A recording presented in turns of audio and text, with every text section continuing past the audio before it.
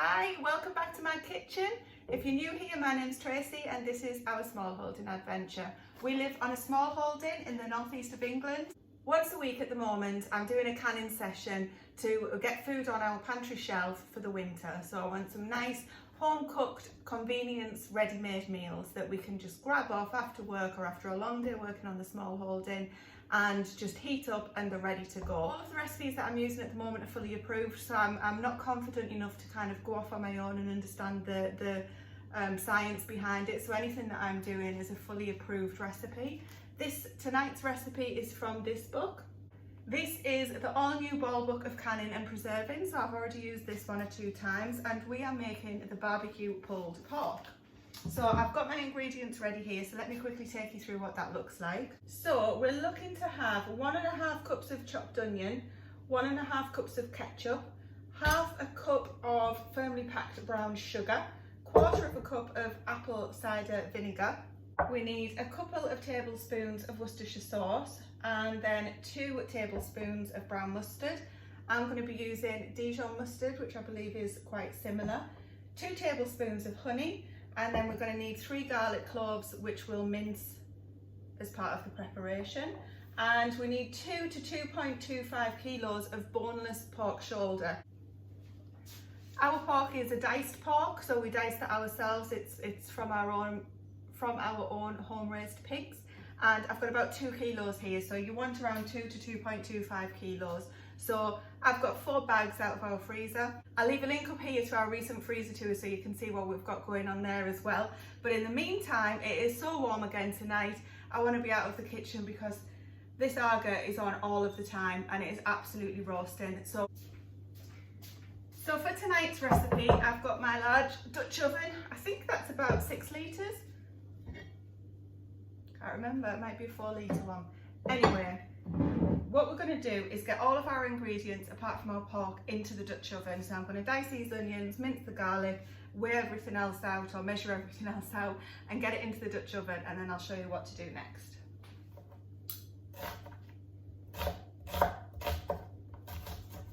We're literally just adding all of the onions into the Dutch oven. It's not hot, it's not got any oil in it or anything like that. We're going to add all of the rest of the ingredients except for the pork. I don't want to add the pork just yet. So I've got this nifty little gadget that when your onion is fully cured and dry, you just put your onion, when your garlic clove is cured and dry, you just put it in there and give it a roll, and the skin comes off. Now, because these are fresh out of the garden, the skin is not wanting to comply and not come off very easily, so I can't use my nifty little gadget tonight. So I'm just going to have to peel these off, which might take some time. Okay, so they're peeled, so I'm just going to get my garlic mincer and just mince them. Oops.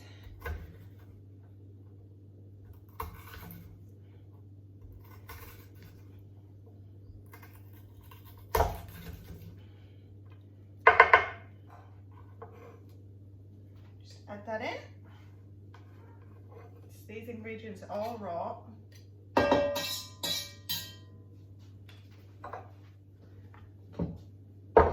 Okay, so we've got our onion in and our garlic, so now we're going to add apple cider vinegar in because I've got it here. So that's 1/4 cup of apple cider vinegar. I'll do the ketchup last because it's going to take a while. Let's get some fresh Worcestershire sauce because we might have enough. Worcestershire sauce is 2 tablespoons. Okay, that's just a little bit over 2 tablespoons, but we like Worcestershire sauce, so that's okay. 1/2 cup of brown sugar. So this sugar here I made myself with black treacle or molasses, but I use black treacle, and just granulated sugar. Okay, 1/2 cup of firmly packed brown sugar. So then we want 2 tablespoons of the mustard, 1,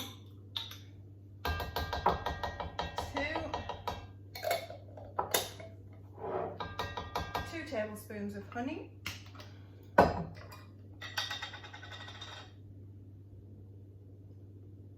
1, 2. We've got our garlic in, so now we just need to add in the ketchup. And that is 1.5 cups of ketchup. So there's 1 cup. I'll go check if we've got any more. We haven't got any more ketchup, but I do have the last of the bottle of a different type of ketchup, so I am literally just going to put all of that in there. So 1.5 cups you're after. So that is all of our ingredients in there. We're going to give that a good stir just to get everything mixed together. And then we're going to add our pork and make sure we get it all coated nicely. There we go, so all the pork is in. I'm just going to give this a good stir again. Make sure that we get the pork all coated. And we're literally just going to bring this to a boil for 5 minutes. You're obviously not looking to cook the pork at this stage. That'll be done when we pressure can in. This is just to get it coated in this lovely, lovely barbecue sauce. So it's going to be a pulled pork at the end, remember? But don't worry about the sizes, as long as you can get them in your jar. I mean, you don't want huge chunks, but actually recommends, just says cut into large chunks, but yeah, let's not be silly. Okay, so I'm going to pop this on the boil for 5 minutes. So while that's on for 5 minutes, I need to let it come to the boil before I start my timer. I'm going to quickly get tidied away, and then I'm going to go and get my jars. So this recipe makes about 6 1 pint or 6 500ml jars, and it makes 3 quarts or 3 litre jars. So we're going to go for the 500ml because I've got those in abundance. I actually decided to keep my quart size or my litre size jars to do a big session of bone broth, because we've got that coming up shortly. So I'm going to keep that for that, because all of the soups and things that I make, I use about a litre of chicken stock every time. So if I do a big session on chicken stock, it makes sense for me to use those jars for that. So that's coming up as well in the next few weeks. I'm going to get tidied up, get my jars ready. Remember, you just need to wash your jars in hot soapy water. It's not recommended to heat your lids anymore. I still choose to, because I find that they get a good seal with that. It's entirely up to you what you do, so you need to do your own research. Just giving that a stir because I don't want it to get caught on the bottom and burn. So I've recently bought these style jars, the lug lids. Now I do have a stock of these two-piece lids, so you've got your flat and your ring to go on your Kilner Mason style jar. And these guys here have been highly recommended on a Facebook group for safe canning. Now I'm just going to do one of these with this barbecue pulled pork recipe tonight, because I'm a little bit nervous about using them. I'm not sure how it'll work, how it'll seal, because obviously everything you read from the US says that you need to use the two-piece. But these guys have been doing this for years, and I'm not recommending that you do it. I'm just letting you know why I'm using this, just this one jar tonight, and then the other 5 are the two-piece mason jar style. Let's get these washed. And because we're hot packing these, so the ingredients are going to be hot when they go in here. So I'm washing them in hot soapy water, and I'm just going to leave them on the Argo, which is really hot, which will keep the jars hot too. There's my timer just gone off, so I'm going to take this off the boil and just leave it on there just to settle itself down. Now, in the meantime, whilst my jars have been washed, I've gone and got the vinegar out. So I've been given a lovely tip from one of my subscribers as to where to get these instead of having to buy them from Tesco. So I'll show you that when I get the next batch. The vinegar is to clean the rims of the jars, so you can't put your, oh, that's leaking.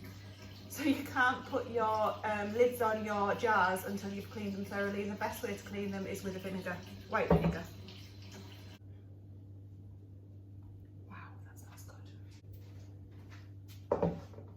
I'll bring my jars over one at a time, keep them nice and hot, funnel on, and then we're just going to share the ingredients out between the jars. Now remember, you'll need to debubble this when it's done. Make sure there's no air bubbles in there. So sauce to go between them. This one.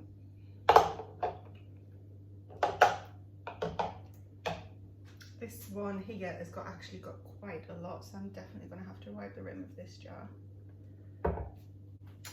I'm actually going to just do one jar less because these aren't going to be full enough for my liking. Because 6 jars they just weren't full enough for me to be comfortable that would be safe. Now I'm leaving an inch of headspace when I've debubbled these. So interestingly, the panelled lug lid jar holds a lot more than the other ones. So now I've made a right mess with these. I need to get them cleaned up with this vinegar. Otherwise the risk that they won't seal properly. Put these lids on. Right, off to the pressure canner in the barn. It's far too hot in the barn and there isn't a breath of wind, so I'm going to do this outside. Slightly nicer view than the usual barn view. So to come in to a boil, I'm just going to pop the lid on, make sure that there's the 3 quarts in there that I need for this particular canner. So check your canner how much you're supposed to use and make sure that that's up to temperature before I put these super hot jars in there, because if you put them in cold water you're going to experience thermal shock and the jars will end up cracking and you'll lose all of your good work. So I'm going to get this lid on so that I don't waste any steam and have to top it up. So all of the usual checks are done. I checked the seal inside here. I made sure this steam vent was clear, and I've been told by a lovely viewer who I also speak to on Instagram to make sure that this black overpressure release button is away from you, because I was having it on this side, and if that blew while I was watching the canner, then that could potentially hit me. So thank you for that, Julie, really appreciate it. As you can see, we're just at 0 pounds of pressure, 0 pounds of pressure at the moment. This is just getting going, so I'm going to keep the heat up and get this brought up to temperature. Remember though, at the minute the jars aren't in here, so this is literally to bring the water to about 82 degrees centigrade, just so that the jars can go in there safely. I've put the jars in now, so we're going to wait for this to come to the boil and this will start venting steam. Once it starts venting steam, we'll set our timer for 10 minutes. There we go, we're venting steam, so the timer's set for 10 minutes. We're going to process our pint jars for 1 hour and 15 or our quart jars for 1 hour and 30 minutes. So we've finished our 10 minutes of venting the steam, and I've put my 10-pound jiggler on, so this is a 10-pound weight. So I'll be utilising this instead of the dial gauge today. So this is my first time trying this. I've actually just done a video on swapping over to use this, so this is my first attempt. So I'm going to wait for it to come up to pressure, and as soon as this little guy starts doing his dance, then I'll set my timer for 1 hour and 15 minutes.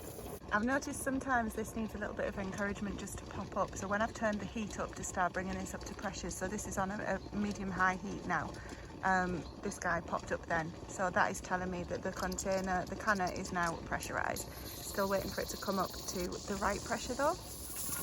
And there you go, he's just starting to do his dance. So I'm going to set my timer for 1 hour and 15 minutes and keep him rocking.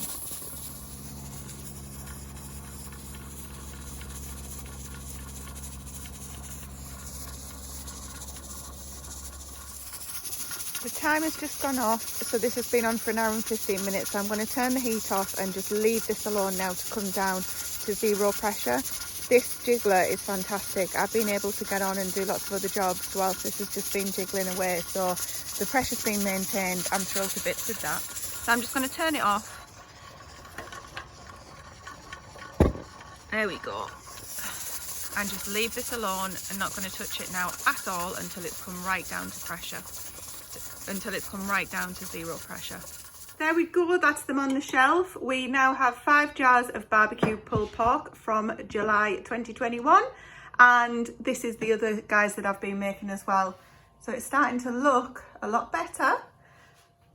But last night I left these to completely cool down, and once they had, I just left them on the counter with the rings on. So sorry, took them out of the pressure canner once it had completely cooled down, left them with the rings on the counter, and then 24 hours later I've just done the usual tests to make sure that they've sealed correctly, which they have. So yeah, I'm super pleased with that. That's more food for the pantry shelf.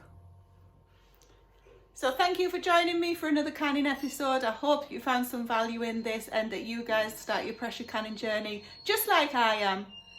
That sounds like the kettle's just boiled, so there's my cue to leave. If you enjoyed this, please subscribe to the channel and see what other content we've got going on. Don't forget to give the video a like, and I'll speak to you in the comments below. Bye guys.